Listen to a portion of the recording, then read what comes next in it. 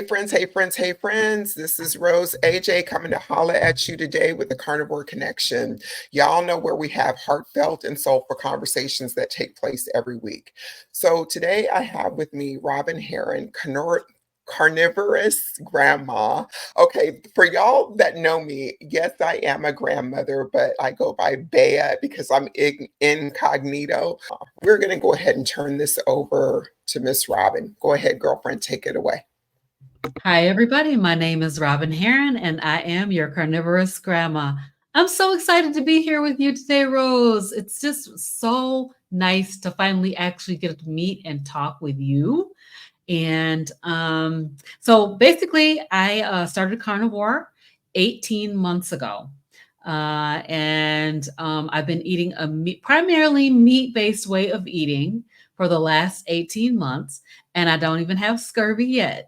So I'm very excited about that. Yeah, so basically for me, my journey started as an 11-year-old girl who felt fat. You know, when I was young, I was chubby, quote unquote, chubby compared to my little sister. But my sister was 2 years younger than me. So people maybe thought we were twins, but we weren't. I was always bigger than her. And so that somehow in my mind, people would compare us, and I was the chubby one. And so, you know, I was the messy one. I was the chubby one. People would poke my little tummy and make a little comment about that. You know, people would say, okay, suck it in. You need to suck that tummy in, and those kinds of things. So, as a young girl, from a very young girl, I felt fat. I look at the pictures of myself now when I was a little girl, and I think that little girl is not fat. She is a normal size little girl, probably not even like what you see today out here in the streets because of the food that our kids are eating, right? And so at 11 years old, I started dieting. I remember eating like I wanted to eat just raw ground beef for a while. And so I would, you know, take these little tastes of the raw ground beef. And I remember my mom saying, like, you can't eat that. It's gonna make you sick. Um, and then for a while I did just carrots. So I started on this roller coaster of always wanting to be on a diet, some kind of a diet. I remember my mom had the original Atkins diet book. So I remember reading that as a young girl. And, you know, my mom was always a dieter too. So she was kind of on that roller coaster of dieting and, you know, gaining and losing and gaining again, trying all the different diets and all that. So I started doing that too at the age of 11. Back in the early 2000s, I found the Atkins diet, like many of us did. And Atkins induction seemed like the holy grail. Like, you know, the Atkins induction phase, I felt like, wow, this is like a message from God. This is the way that I should be eating. I felt great on it. But you're supposed to climb the carb ladder on the Atkins diet, true Atkins diet. You go and you do 20 carbs or less for only 2 weeks. And then there was this whole thing of you can't do it for more than 2 weeks because you're going to make yourself sick. And so I would try to climb the carb ladder. As soon as I did that, I would fall off that kind of roller coaster and go gain all my weight back. And if anybody has ever tried Atkins, you know that as soon as you eat off plan, you pretty much turn around and you gained all your weight back. So I tried all the diets. I tried Weight Watchers. I did not try Jenny Craig, but I did try the medical weight loss where you go in, you buy their food, completely unsalted, 100% processed food. And that is what you eat. You get these B12 shots and they weigh you and you have your conversation, you have a coach and all of those kind of things. I lost a lot of weight. I was a professional dieter. I mean, I can do a diet. You know, I'm definitely a person who can do diets. I lose all the weight, but literally turn around and I've gained all my weight back plus some. So I find myself, going up and down. I went on keto. Keto also was amazing, like high fat, low carbohydrate was amazing. I lost a lot of weight on keto. And then I found myself eating things that were like higher in starch. So the sweet corn got me, the summer fruits got me, but literally corn messed up my life. I ate some corn one summer. I felt like, it is summer. You deserve to be able to eat some corn. You deserve this, girl. And so I did. And then it took 2 years before I found my way to the carnivore diet. I had a threshold, like I wouldn't go over above a certain weight. So when I get to 199, that's it. You cannot go over 200 pounds. That's it. So I would force my weight down through all these different diets. During that time when I was struggling to get back on keto, I was watching Dr. Berry. So I've been watching Dr. Berry for years now. I watched him. He was keto and killing it on keto. And then he went carnivore. Now I had heard about carnivore diet and I thought, that's absolutely insane. Who does that? Who eats only meat? That sounds crazy. Like, it totally, it goes against everything that we've been taught. Like, meat is not good for you. Too much meat, too much protein. It's not good for you. And definitely you cannot have all that fat. It's gonna muck up your arteries and your cholesterol is gonna go crazy and all the different things that we've been taught. But I watched him because I was intrigued by that carnivore diet. I was like, this is interesting. I think I saw Kelly Hogan. She was out there doing a carnivore diet. But literally, I was like, this sounds crazy. When I told my husband about it, I'm like, I'm thinking about trying this carnivore diet. It's just eating meat only. He's like, you can't do that. You can't do that. That sounds crazy. So I watched Dr. Berry. He went carnivore and he kept talking about how amazing he felt. He felt better and better. He got healthier and healthier. And he looked good on keto. But then when he went carnivore, you could see the drastic change in him. So in February 2023, I decided that I would try it. I said, I'm going to do like an elimination diet. In my mind, I set it as an elimination diet for 90 days. I'm going to do this carnivore diet. Come what may, I'm going to do it for 90 days straight. And like I said, I can do a diet. You know what I mean? I can do all the diets. If it's a diet, I can do it for a time. So I went on it. And for the first 30 days, I had diarrhea every single day straight. Every single day as my gut microbiome switched over. Now, I knew I was going to do 90 days. If I would have said 30 days, I would have been messed up because I would have quit before I realized the benefit. On day 31, the diarrhea stopped. And with that, the IBS that I have had all of my life stopped as well. So I was always constipated. I could not, I would sit in the bathroom for hours, just like crying, trying to go to the bathroom. I tried different techniques to try to go. I would use peppermint oil in the toilet because peppermint causes your bowels to contract. It causes that spasming to happen. So, and I just struggled with that all of my adult life. So that on day 31, constipation was gone. No more constipation, no more IBS. Heartburn was gone. Like sleep apnea. I still have a little bit of sleep apnea. So I know that I have this fatty tongue. You know what I mean? Fat tongue. And so that at night when I sleep, it falls back. But I went way, way down on the amount of sleep apnea. So where I was having 11 or 12 episodes per night, I'm now having like one or less than one per night, as long as I eat right. Now, that's another thing that we can talk about is making sure that you eat right. So my eczema, which I wanted to share you a picture of this because I had these raccoon eyes, like around my eyes, around my mouth.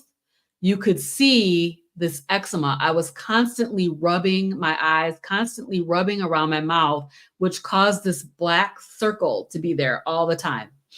And that's probably the thing that people can really see the most, because my parents are both like, wow, your skin looks really so clear, and I'm like, it's the carnivore diet.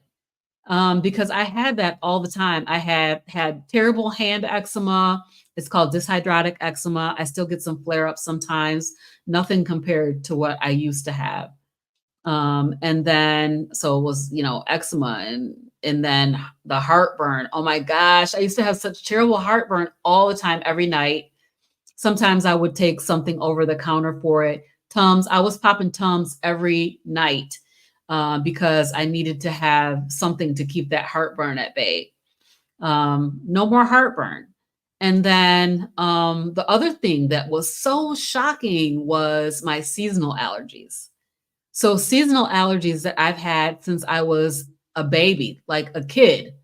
Um, I've been allergic to something every single season, all of my life. And now it's like, so I went from taking 1 or 2 allergy pills a day, plus Benadryl a couple of times a day, to the point where Benadryl, you know how Benadryl makes people sleepy? Not me. It does not make it does not make me tired, because I've taken so much of it. And so I was taking 1 or 2 allergy pills every single day, morning and night, and then also Benadryl every single day. I would get these huge containers of allergy pills from Costco or Sam's Club, and I would use that up within a couple of months. So when I started carnivore, I had one of those big bottles, and I still have the same bottle. I still actually have the same bottle. Over the course of this 18 months, I've probably taken 10 or 12 tablets of that allergy pill. And it's, I just have the slightest little bit of like, my eyes will itch or something like that, and I'll take one. But, I probably could do without it, because really my allergies, and that is like the most shocking thing. I was so surprised by that one. Like, seasonal allergies caused by food. If you think about this, little babies are given sugar in formula. They start them off young with this sugar addiction. And then you see the little babies with the little gloves on their hands, and they're scratching and rubbing their arms. And my little granddaughter, she would take her feet and rub behind her legs with the feet when she was an infant, because she was so itchy. And I think it's the food. I think it's like, it's in the formula. The sugar is in the formula, and we start them off very, very young. What do we do when a baby turns 1? We give that baby a cake and let the baby smash the cake and eat the cake, and get them all addicted to the sugar that's in the cake. So we start off young, addicted to sugar. And so I'm adamant about not wanting to have sugar in my diet. And so that's kind of the summary of my story. Okay, girl, you just can't leave us hanging there. Okay, so first and foremost, I just want to reflect back to when you said you started dieting at 11. So my dieting history started at 12 with Mm, tab, X-lax, binging, the whole mm, nine, mhm. and laxatives and the whole nine. So I have an extensive diet history as well, and every diet under the sun. I'm down for it, right? Or I was down for it. And then Yes. also, you mentioned constipation. Constipation, I've been a lifelong sufferer of that too, but I really think it's because of my abuse with laxatives and whatnot that stimulated that, but also the fiber. Girl, the fiber, let's be real, was a Absolutely. part of that equation. Mhm. So, how does your family, you mentioned one grandchild having some potential issues, probably from formula or the food that she was eating and whatnot. So, talk Mhm. to us about your tribe there. So, how many, the whole nine, and how are you able to help them with their sugar intake if you're able to do that at all? So it's challenging. Let me just say I have 4 grown children. My oldest daughter is 38. My youngest daughter is 30.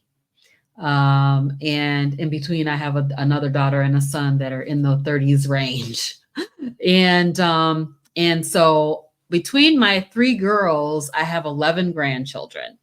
Um, and so what does my tribe look like? I have, oh my gosh, I think it's half boys and half girls, plus 1 bonus girl. So we have like 1 extra girl there. Um, and what they know about me is that grandma eats a lot of meat. Grandma's a carnivore. They know that. They know if they come to my house, like today, I had 2 of them over. I was doing hair, getting ready for school, and I had boiled eggs in the fridge. And my granddaughter's like, "Is that a boiled egg?" I'm like, "Yes, it's a boiled egg. Would you like one?" So they're gonna get something like that. I've really tried to stop buying the junk food for them because they in their homes they eat a standard American diet. But when they come to my house, I want to give them some meat. So I had a couple of them over a couple of weeks ago, and they were going to spend the weekend with me. And my daughter was like, "Do you want me to bring any food?" I'm like, "No, no, thank you. I'm just going to give them some meat. I'm not giving anybody any Pop Tarts because that is not food." No Pop Tarts.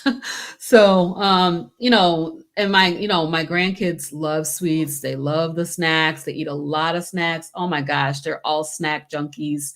But they have skin problems. I see my teenagers are getting, having problems with acne. They're having problems with vitiligo. And they're having, issues with eczema. So I talk to them on a one-on-one and say, "Hey, you know, first of all, you should try a carnivore diet." One of my grandchildren is like a vegetarian. And he's so young. It's my oldest grandson. He's 17. He's so young. I'm concerned about him being vegan, vegetarian at such a young age where he still needs to grow. He needs that protein to build his muscles for his brain. He needs fat, all of the things, but he's pretty stubborn. He's kind of like me, actually.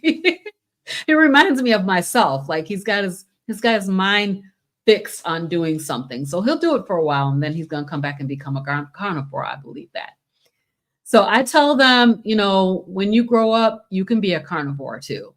Um, you can choose to be a carnivore. And I always tell them, if you ever get sick at all from anything, let's say you get sick and you had cancer or you had diabetes or even you had COVID or you have a cold, you need to go on carnivore. Go on carnivore, eat meat, eat fat. And then they know that I'm going to give them some meat. I will give them a cheese stick. I'll give them a beef stick. I'll make them some hamburger patties, even cook them some chicken legs or some chicken wings or something like that. So it is a little challenging when you're the grandmother. You don't have the control over what they eat.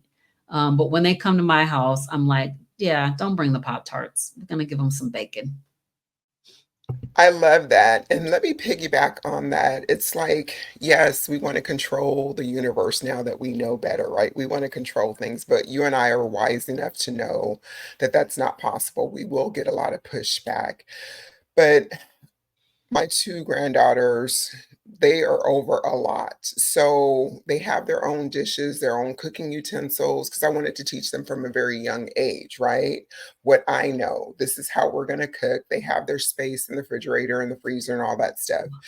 But they actually like steak. And Mm, one of them was going to go the vegetarian. They're only 8 years old. They don't know what they want, right?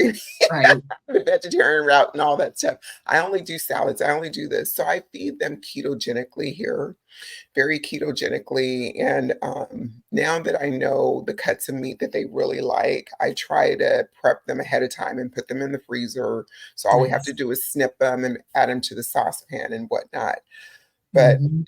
it's hard sometimes when we're out and about to not be a part of the problem, right?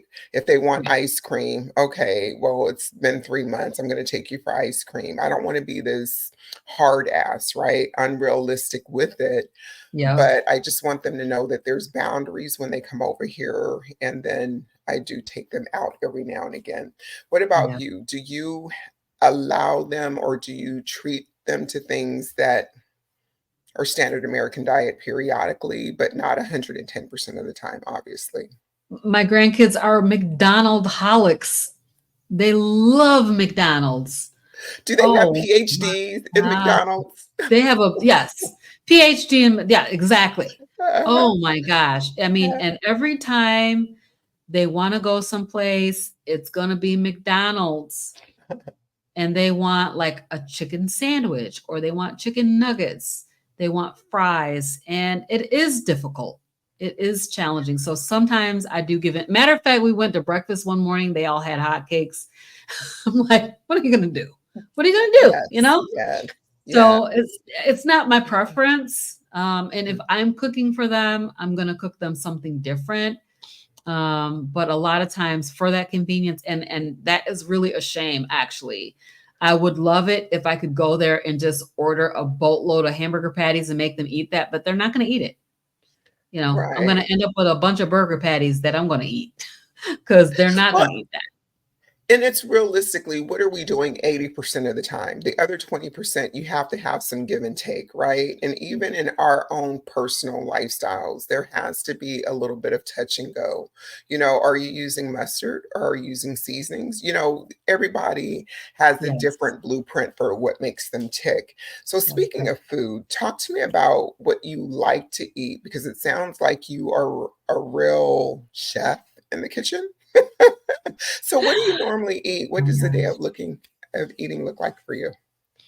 So I've been doing these challenges for the past couple of months. I think I'm going to take for a break from challenges in September because my God, I've been really challenging myself. I wanted to kind of see if I could get into a weight loss mode. So we'll talk about more about that. But what I like to eat is I love to eat bacon and eggs to break my fast. And I really like cheese eggs. So some people are like, don't eat too much cheese. And I get it. I understand the casomorphines and X, Y, and Z, but I like cheese and I'm not giving it up yet. So I like cheese eggs. So I'll use like American cheese and I'll scramble that into my eggs. I also like butter eggs though too. So I can do those really super buttery, creamy French style eggs. Those are absolutely delicious. I like soft boiled eggs. Those are good.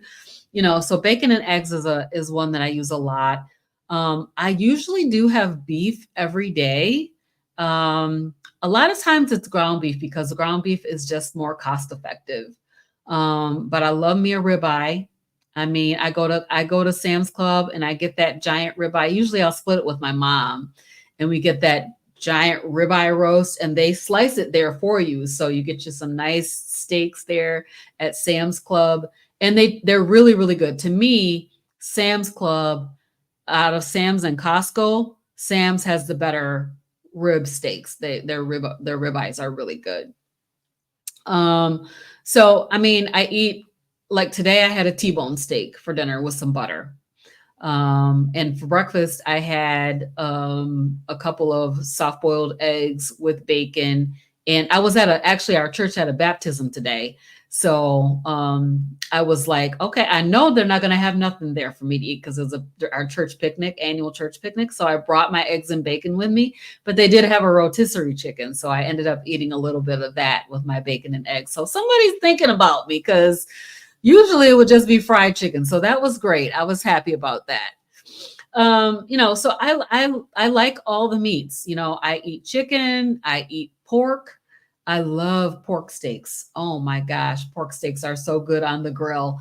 And then I guess my favorites are like chuck steaks, chuck eye steaks. I like to make steak bites. That's a really easy and fast way to cook it. And I am kind of a foodie. I love to cook. I used to go to the library and get all the different books on all different cuisines. I would make all kinds of stuff. And my kids are like, "You're ruining our lives." Because I don't cook like I used to. I would make Chinese food from scratch. I would make Indian food from scratch. I would just go get a recipe book and try it. I would go back and try to get some of the old recipes from back in the day and make that stuff. I would make bread at home and all the different kinds of things. But now my cooking and eating is super simple, very, very easy and quick.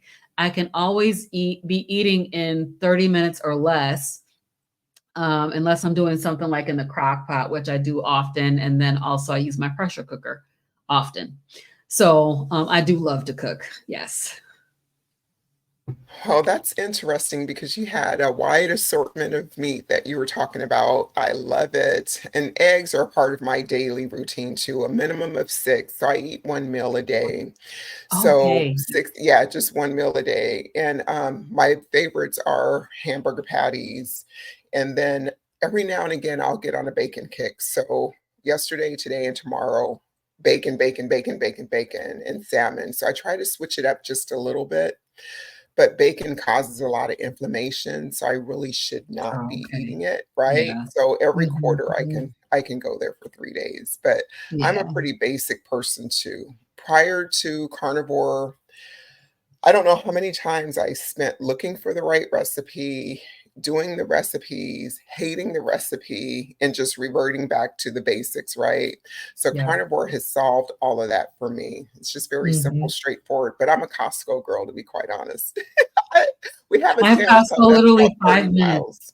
Yeah. Costco's so close to me. It's 5 minutes away. Yeah. So I go there a lot. But when I really want to get steaks, I'll go to Sam's Club, which is probably 20 minutes, not too far.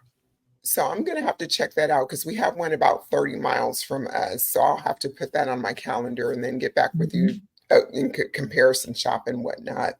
Yeah. So, um, what else can I ask you? You were talking about your challenges and whatnot.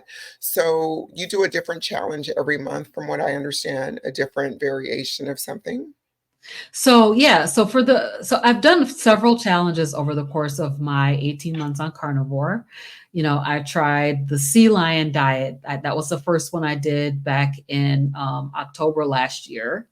Carnivore Kip was doing sea lion, where it's the ruminant animals and then seafood, and so I did that for a month.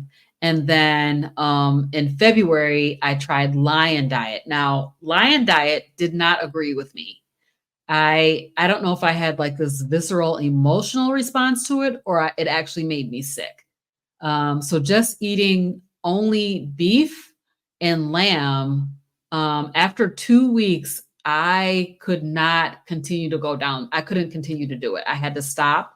I felt unwell. I felt tired. I felt drained and dragging out. And I was just like, and as soon as I ate pork, I felt better.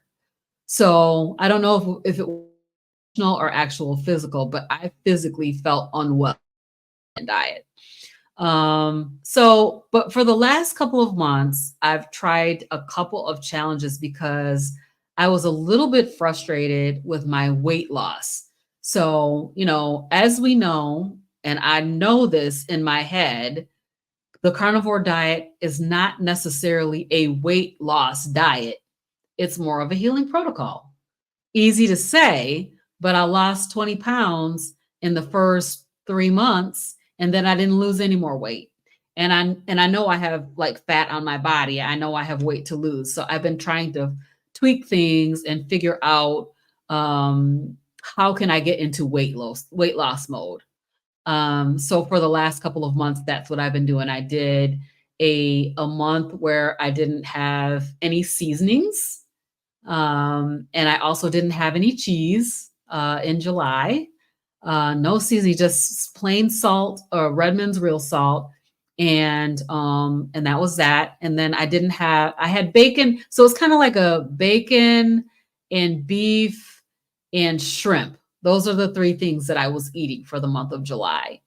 And I did lose like 3 pounds. Then in August, I tweaked that and I said, I'm going to bring back my seasonings because I am a carnivore. And yes, I am a carnivore, who does use seasonings. It's okay, you guys. Don't freak out. It's okay. We can use seasonings and still be a carnivore. But I use this Redmond's real seasoned salt, organic seasoned salt. Sometimes I use a very little bit of onion powder. Sometimes I use a little bit of garlic powder. And I do like Old Bay for some kinds of seafood types of dishes. So there's a few seasonings that I use that don't have sugar. And I swear, you guys, the Redmond's real seasoned salt, if you can tolerate seasonings, it's like gold. It tastes so good. I love it, love it, love it so much. So I incorporated that back in, and I decided that I'm not going to do I'm not going to like not eat meat. I'm just going to eat the meats. And then I incorporated some intermittent fasting. So a couple of OMADs, and a couple of lean days. So to try to reduce my overall consumption. So instead of every day trying to eat, like concentrate on calories and counting all that stuff, I said, I'm just going to reduce the overall consumption by doing a couple of lean days, which I would do like sardines. I add some like sardines and tuna together and make this delicious tuna melt. Well, it doesn't have cheese on it, but it's got butter and it tastes like a tuna melt. And so it's really, really good. And then I add hot sauce to that. So, those are some of the things that I've been doing for the last couple months. Now, I was talking to a guy on the Carnivore cruise that I just came back from with G. Brown and Frederick Brown, Hanging with the Browns. And one of the carnivores that was there was saying the life-changing thing that happened when he gave up salt. And I'm like, I don't know about that, but I'm considering trying it because, I could do it for a month and see if it really does make a difference. He said that he eats a lot less food. Like his consumption is way down from where it was, where he was eating like 3 pounds of meat a day. He's down to like a half to 1 pound of meat a day with no salt. When he was eating the salt, he needed more food to get full. And, things like, getting up in the night to go to the bathroom and all those kinds of things. He's not dealing with any of that stuff. So he's going to be coming on my channel to interview, and I can't wait to talk to him about that because I'm very interested and intrigued by that idea, but I love my salt. I can't imagine giving it up. So that's something that I'm considering for a future challenge for myself. So thank you for sharing about those challenges. They sounded quite interesting. So do you find that doing different protocols every month or every now and again, does that keep you engaged in the carnivore way of life? Or do you think you're trying to find the right spot by doing these challenges of what will actually work for you? Or a combination? It's so funny because I was talking to my daughter, and my daughter's not on carnivore. She's standard American diet with a little bit of low carb thrown in. But she was saying to me like how it's easier for her to do a challenge. And I think that it comes from that dieting mentality. So for me, it does seem to keep me motivated. Like if I see somebody that's outside walking and they're like, we're going to do a 30-day walking challenge. I'm like, yes, I can do that. I can join in and do the 30-day walking challenge. And so challenges do help me to stay motivated. But again, it brings this element in that I'm not really too fond of, which is it brings back sort of that obsessive mentality that I came from. I had this, constant thinking about food and this racing thoughts, constant worry, anxiety. I think it was a level of anxiety that had me constantly just focusing on things. And that is the thing that I don't like about the challenges, is that I don't want to have that. I call it mental illness. Like I don't want to be that focused on food. The thing I love about the carnivore diet is the fact that you don't have to focus on food. Like I don't have to constantly be thinking about food and what am I going to eat and what am I going to eat tomorrow and do I need to go to the store and blah, blah, blah, blah, just going on and on and on in my head. I don't need to have to do that. So the challenges have its benefits, but it also brings some challenges as well for me. So, with that being said, I want to ask you about eating disorders or disordered eating. So, binge eating, binge eating was my bestie, right? Constantly, compulsively overeating was my bestie.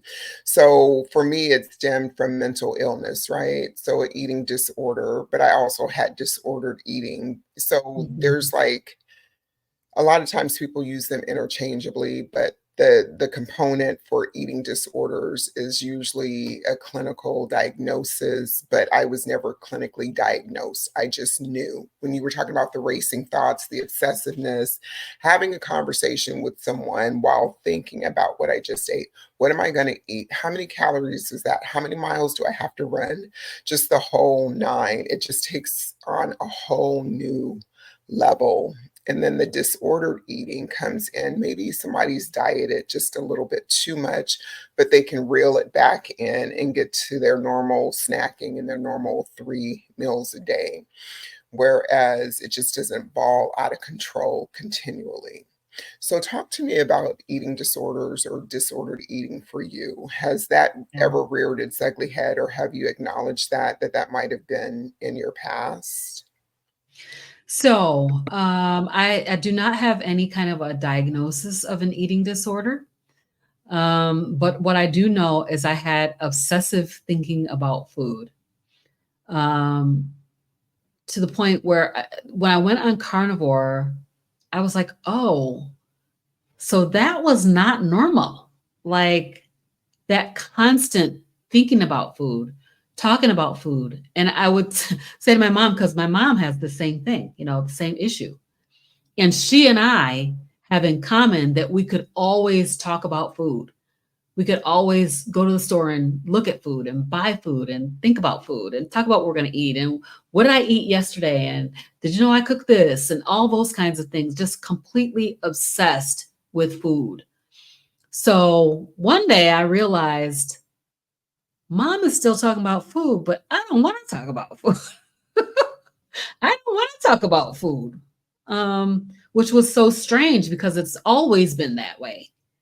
It was always that way. And I was constantly thinking about food.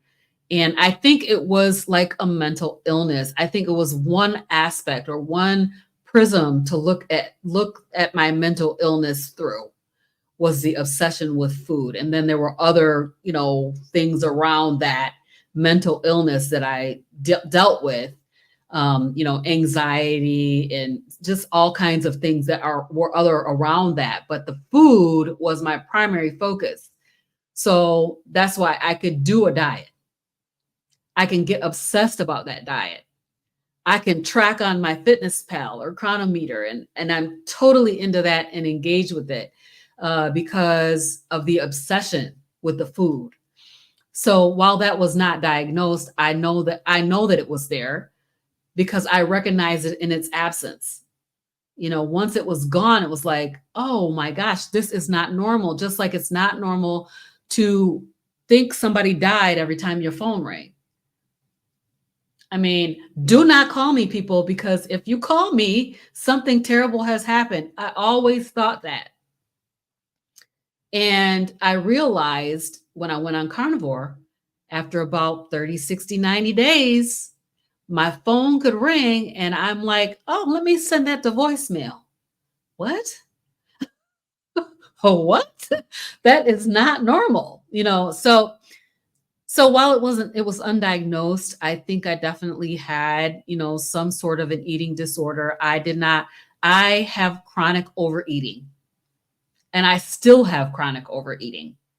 I just came off of a cruise and I just talked about it in one of my videos. I overate the entire time I was there because I want to get my money's worth. I got to get my money's worth. I went for my birthday a couple of times. I went to the crab leg buffet, all you can eat crab leg buffet, and I mean, I just ate till I was stuffed to the gills. It's just a chronic overeating problem. I love to feel full. It makes me feel happy. And so, so I know that I can eat a lot of food and I overeat. So that's why I said, in my challenge, I wanted to reduce my overall consumption because I know that I'm eating too much food in general. I eat a lot because I like to eat. And so I know I don't need to eat that much, but I don't want to obsess about it and I don't want to have to track it. Okay, so I really can relate to you on the part about liking to be full. It's being satiated, right? So with me, that's one of the reasons why I immediately chose OMAD because I'm like, started this, Robyn, in December 2nd, 2018. I started on the ketogenic way of life. Yes. But with that, I kept relapsing. And when I say relapsing, I kept binging. It was continual. I kept making deals with myself, trying to count those carbs, just doing everything under the sun. And then I finally pivoted to carnivore in January of 2020. And Okay. then I took a day off towards Easter and the cycle repeated itself, reined it back in. So there was a lot of things that I learned about myself, right? So what I've done is I've made an agreement with myself that whatever I eat for my meal of the day, it is what it is. I can eat to 90%, but I prefer 110%. So that's something that keeps me stable, if that makes Mhm. sense. That Mhm. an agreement to overeat, and I'm Yes. okay with that. I mean, I'm not throwing up. Don't get me wrong on that. But Right, I'm just right, like, right. girl, you could have left 5 bites on the plate, but I'm not. I'm okay with that. I'm So, okay with that. what point do you think you would be at to be comfortable with the amount of food that you're eating without feeling as though you're actually overeating? Am I making sense? Yes. Yeah. Yes. And I don't really think about the fact that I'm overeating until after I'm done eating. After I got off the cruise, I was like, you overate every single day. You ate like, instead of eating 5 escargot, which is the serving, you ate 10. You know what I mean? So it's like you ate, instead of eating one steak, you ate two. And those kinds of things. So I don't obsess about it while I'm eating the food. I'm just enjoying the food. So I don't think but I do eat twice a day. Um, I eat 2 meals a day typically. Every now and then I will do like 3 meals a day, but it's more likely that I would do 1 meal a day than three. So most of the days I eat 2 meals a day. And I would say I don't feel like I overeat all the time every day. But I do it enough to know that, okay, so like that's probably why you're not gaining weight because you might be eating way too much food. So, so that's I, why I decided to do challenges, was to try to see, is it really that I'm over consuming? Because now this is what carnivore is supposed to be like. You're supposed to be able to eat until you're comfortably stuffed. That's Dr. Kim Berry 101. yeah. However, I have disordered eating, what I would call disordered eating. I've been dieting my whole life and I can eat a lot of food and not be comfortably stuffed. I can eat and eat and eat and eat. And then, and I'll be comfortably stuffed way beyond the amount of food that I needed to eat for that day. So, so that is challenging, dealing with that, of the ability to eat more. My stomach is probably stretched out. I don't know, like it's probably stretched out so that I can fit a lot of food in there. And then, my satiety signal is probably a little bit dulled because of having, doing this, way of eating for so long, eating way, way, way too much food for a long period of time. Well, that also brings me, I just thought of a conversation that I had a couple of weeks ago when we were talking about priming and fasting, right? So I was telling the person that I was talking to, I understand the concept of priming. I love intermittent fasting because it's helped me with Mhm. so many things. I like structure, right? I didn't Yeah. have it growing up. I love structure. So that helps me to know, well, this is the time that I've set for myself to eat 3 o'clock or later every day. It's done, right? So that part of the Mhm. mental thing is done. But we were talking about priming and intermittent fasting. She was opposed to intermittent fasting, and I gave her my Mm. reasons why I totally honor it and why it's very beneficial. Mhm. And we were talking about priming also in an effort to get people staged and ready for intermittent fasting, right? And I was presenting the argument that if you give someone like you, perhaps me, and tell us to eat unlimited amounts of food, I will be eating 10,000 calories a day instead of 3,000 because you've given me permission to prepare my body to start intermittent fasting. It would Yeah. never be logical for a person like me to do that, right? Mhm. And Mhm. I understand about our bodies being undernourished and all that good stuff, but what are your thoughts on priming as a whole and intermittent fasting? And of course, you don't have to answer it if you're opposed or you just don't want to discuss it, but I'm curious. No, no, that's perfectly fine. So I also heard about priming through Bella Steak and Butter Gang, that group. And I actually, Todd Bachnis talks a lot about priming. And so I did sort of what I was calling my own personal version of a prime, because at the beginning of the year, I like to do a 7-day, 5 to 7 day fast, an extended fast. Um, and so before that fast, now every year I do this. Every year it's so difficult, so hard. I struggle for the first 3 days. After the first 3 days, I'm able to go ahead and complete the 5 to 7 or whatever days I'm going to do for that fast.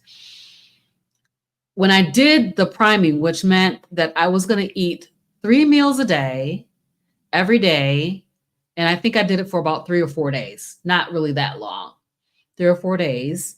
And then when I did that fast, that priming before fasting, it made my fasting so much easier. I don't know if I just fully nourished my body to the point where I was able to, they say don't white knuckle your fast and those kinds of things. I was able to make it through the fast like a breeze. It was not a problem at all. I wasn't at all thinking, I don't want to do this fast, or I'm not, I don't feel up to it, or all the things that I tell myself when I'm doing the fast every single year. Like, this is so hard. This year, it was just really, really different.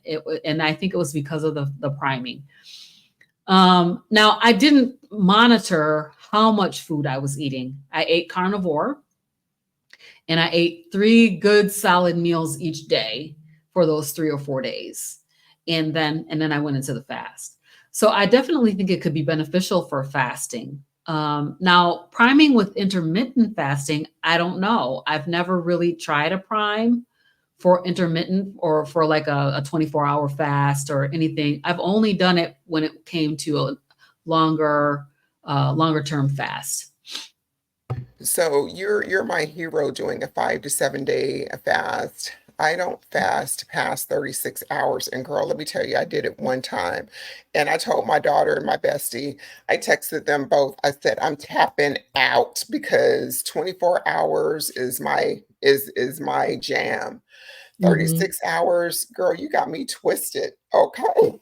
So, but yeah, I think it was more of the priming to go along with permanent intermittent fasting, the seasons, Okay. Yeah. not for the 5 or 7 day. I just think just getting Hmm. the body ready to learn how to start fasting on a regular Yeah. basis versus a I feel like fasting is a muscle. Like, they say this all the time. I used to really um, focus on the teachings of Dr. Jason Fung.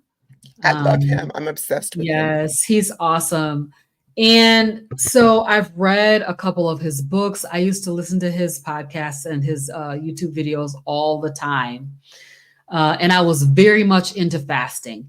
I was fasting all the time back then. And so I just feel like it takes practice. And at the time that it's time to tap out, you tap out.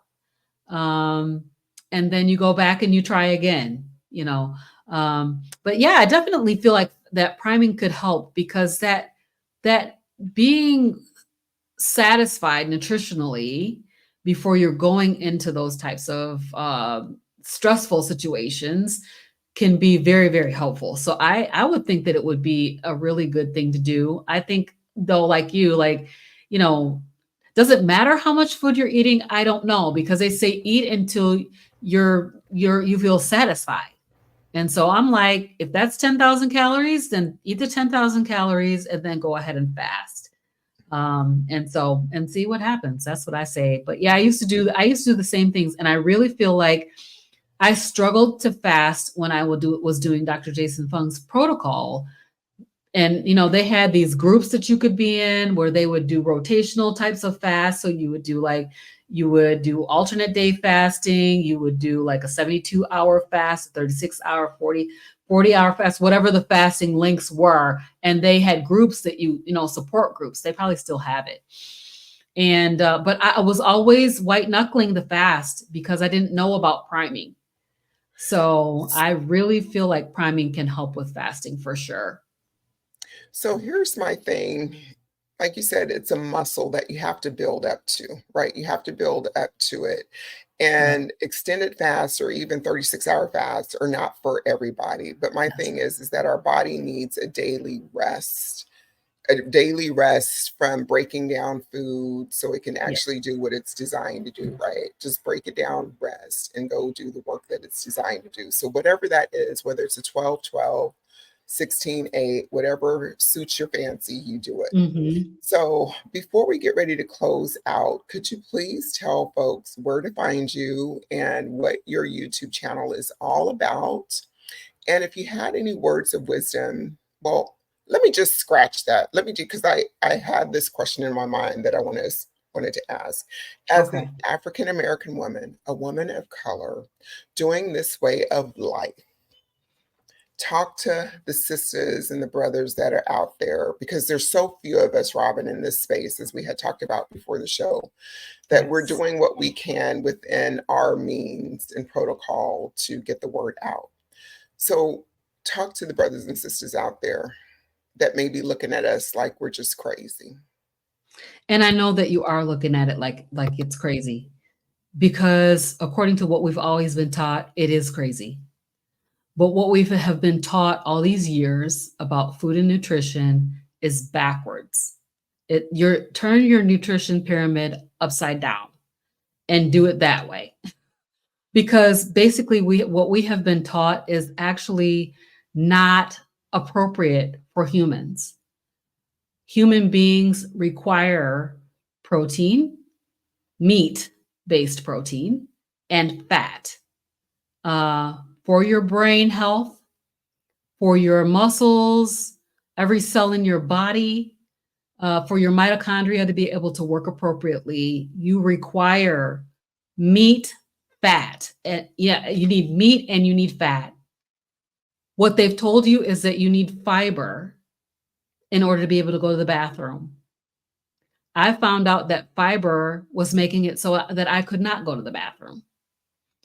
And I had constipation as long as I can remember, I had constipation. I see my grandbabies suffering with constipation, and I'm thinking, gosh, can we just give these babies some meat?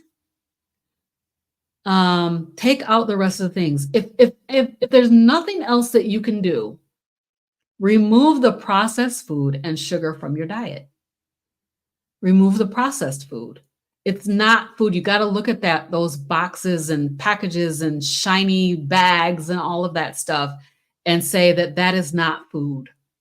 It's not food. It's chemicals. It's all a bunch of chemicals, and it's designed to be highly palatable for you so that you will be addicted to it, and so that you can keep on purchasing and making money for somebody by eating those foods. Sugar is the most addictive substance on the planet. And we're addicting our babies to it from birth by giving them baby formula. So what I would say to my friends, my people out here is try it. What's the worst that could happen? Try it for 90 days. So like I said, if I would have done 30 days, I wouldn't be doing this now. I wouldn't be really realizing all the amazing benefits, the ones that I expected and the ones that I didn't. Try it for 90 days. Make sure you use some electrolytes so you don't get the keto flu because keto flu is 100% avoidable. You can make electrolyte drinks yourself at home. You don't have to pay a big price and go and buy all the products that they have on, you hear everybody talking about it on their channels and XYZ. You don't have to do that. Just make it at home. Eat some more salt. We're highly undersalted. I mean, there's so much backward stuff that we have been taught that it's time for us to open our eyes and see what God has provided for us that is going to be healthy for us and natural for us as human beings to eat. And so I just say, give it a shot. Go ahead, girl. Give it a shot, because what's it gonna hurt, right? What's it gonna hurt? You might get your little swag back within 30 days, 60 days, or 90 days. You might be walking like, huh, that red carpet is for me. Okay, because I'm a true OG. Exactly. Okay.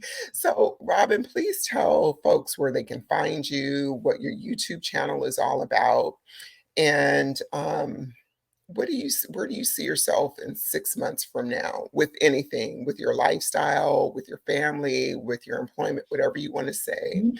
And then also, if you had any words of wisdom specifically for women that are 50 years old and older, that are on the couch, that are tired of trying, and they go, this is all there is to life, so I'm just going to stay on the couch. Words of wisdom that you can give them to help them get it off the couch and try one more time. I know that's a lot.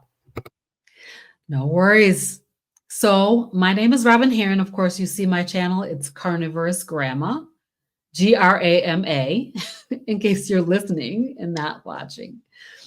My channel is all about how I am doing this meat-based way of eating. So what you'll see a lot of on my channel is my daily walk and talks. We're talking about different topics. Basically, how am I living the lifestyle? One of the things or the problems that I found when I last year decided to start my channel was that I did not see anybody of color out here doing African American, let me be specific, African Americans out here that had a YouTube channel that was talking about carnivore and the African American community. So we used to have the Black carnivore. But when I went to go look, she wasn't active anymore. And I was so sad. But the thing of it is, if she would have been out there, I wouldn't have a channel today. I would have just let her do the work. So in a way, it's good because I was able to start my own channel. So I'm on YouTube at Carnivorous Grandma. One of the main things or the major things that I do is I do interviews just like the one that you're just watching here today with Rose. And as Rose is going to come on my channel pretty soon in the next week or so. And so I do a lot of Women of Wisdom series, which is women, talking with women. And then I do a show, it's called Carnivorous Grandma Speaks, and it's just interviews with anyone. And then I have Carnivorous Grandma Speaks with the docs. So my goal is to speak with practitioners and physicians, doctors who are advocating a primarily meat-based way of eating, a proper human diet. And so I've interviewed many physicians so far. Coming up this Tuesday, it'll be in the past by the time you guys see this, Dr. Ovadia, who is world-renowned heart surgeon. So, I really want to talk to people who have a voice because I can say that for my community, and if you're an African American, you know this. We listen to what our doctors and practitioners, if the nutritionist tells you something, you're going to listen to it. You're going to try your very best to do it.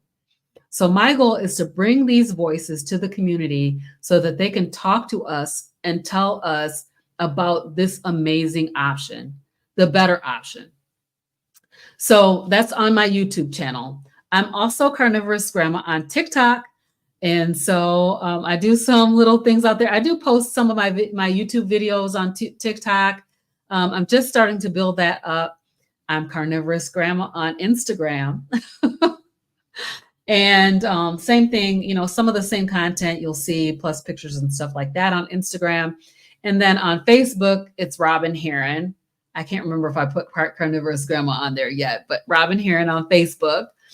And so, you know, those are the things that I'm doing on my channel. I'm also part of a panel on Monday nights called Meeting Mondays with the Fierce Felines. And that is with G Brown from Hanging with the Browns, with Laura from Healthy Carnivore, Rhonda Townsend at Carnivore Leo. And we're all the Fierce Felines. On Monday nights, we have a panel discussion. So that's also quite fun. So what would I say to you if you are on the couch and you're struggling to get up? So for me, I tell you what it would take. It would take a challenge. Challenge yourself. Challenge yourself to get up. So here's what I've been doing for the last couple of months. Is that morning sunlight is so powerful for your health, for your healing, for regenerating your body, for making your mitochondria work like it's supposed to, for the circadian rhythm so that you can sleep well. Get up in the morning and go outside and take a walk in the morning sunlight. And so I started doing this, and then I found like, if I don't do it, I feel like I've missed something. And so that morning sun, it's so powerful. And then the evening sun is also powerful. So when you want to get the circadian rhythm in balance, morning and evening, then you take you a walk between those times. Be encouraged and try the carnivore diet. Even if you have to ease your way into it, reduce those carbohydrates. Try to start cutting out the processed foods. Eat whatever meat you like. If you like bologna and potted meat and Vienna sausages, eat that.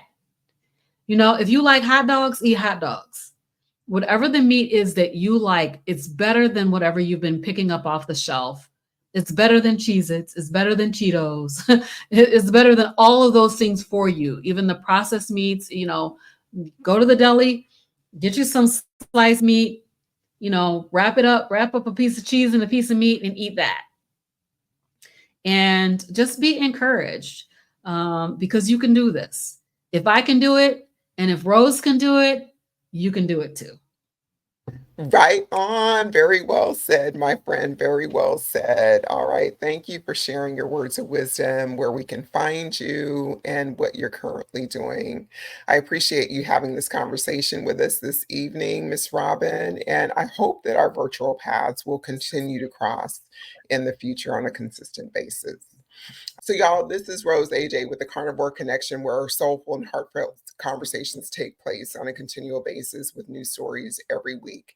So thank you for joining us. You know where to find Robyn. And with that being said, we'll see you next time. All right. Bye.